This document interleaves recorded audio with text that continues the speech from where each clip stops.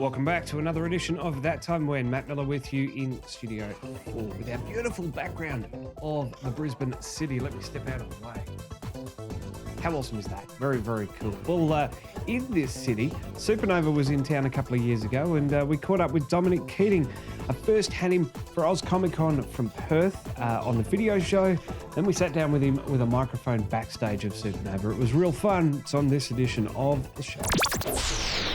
This is Trek Zone's That Time When.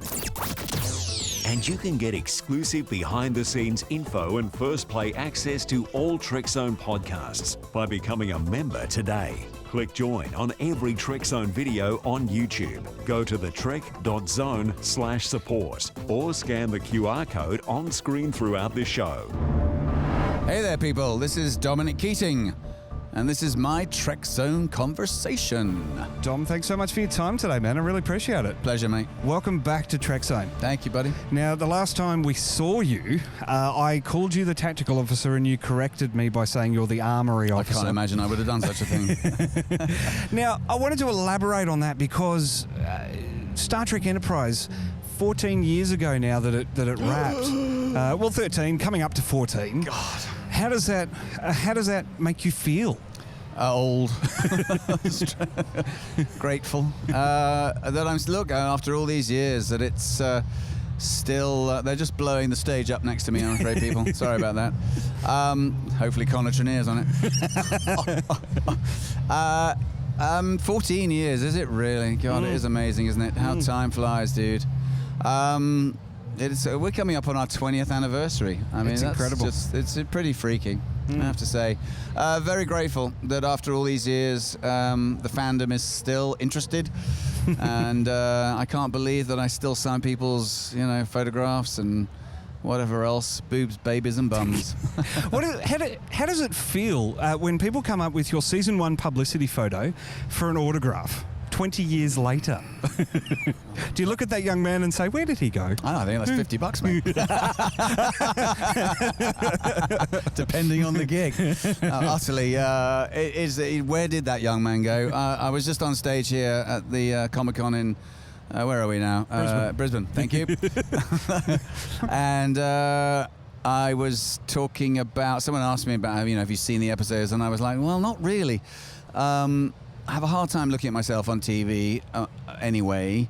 And then about, I can't remember how many, it's a few years back now, but Connor and I were asked in to do some commentary tracks for the Blu-ray release.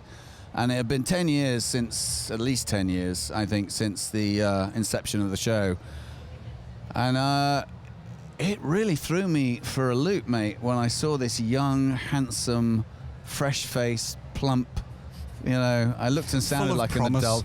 Full of hope. But full of hope. Hope for 7 seasons. In the sound studio loo there's some shitty neon lighting. I'm looking in this crappy mirror at this old dude. I'm like, it really upset me, man. It took me, there wasn't enough wine at lunchtime to get me through that afternoon session.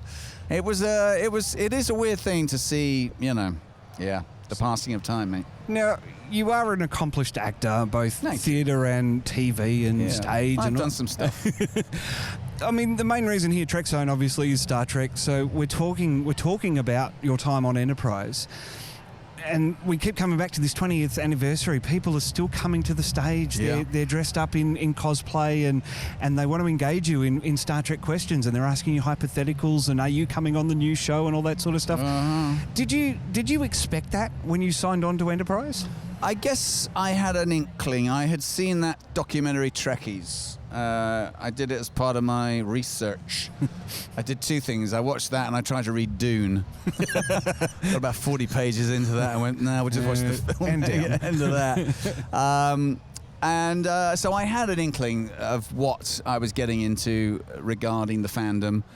I do feel like I let some of them down. I had a guy at the table this morning that wanted to bang on about one particular episode about the Borg, which Season I 2 for a vaguely generation. remembered filming because John Billingsley's wife, Bonnie,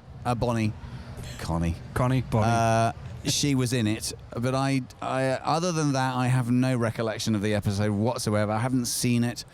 and he bless his heart, he wouldn't let it go. And I felt bad, and I went, I'm sorry, mate. I just, there were many episodes that just became one long episode of Star Trek, and that's something that sort of gets lost a little bit, isn't it? It well, really they forget was a that job. I'm not watching the show every week. Yeah. I mean, God bless that they are. Do you know what? I'm gonna sit down. I think it's high time that I sat down. I know Garrett Wong's done this and has embraced the whole thing, and he's watched every episode of Star Trek that they ever made of anything. And I think it's about time, in honor of all of it, that I do the same. So I think maybe over Christmas, I shall get the whole lot. And it'll be fun watching some of the original show again, because I grew up with that show. I've never been more frightened by those fried eggs on that one episode. I remember as a 9-year-old. Well, Star Trek actors really are the best. I really appreciate all of their time. Everyone that comes on to the show and sits down and has a chat with me, either via satellite, via a Zoom call, via vMix call, or even at conventions. I really appreciate every single one of their time. And coming up at the end of this season of That Time When, we're going to be taking you through our Vegas trip. Plenty of podcasts there for That Time When. That was an amazing time just before the Rona hit. Look out for that one. That is coming up on That Time When. For now, though, I'm Matt Miller. I'll catch you in the comments.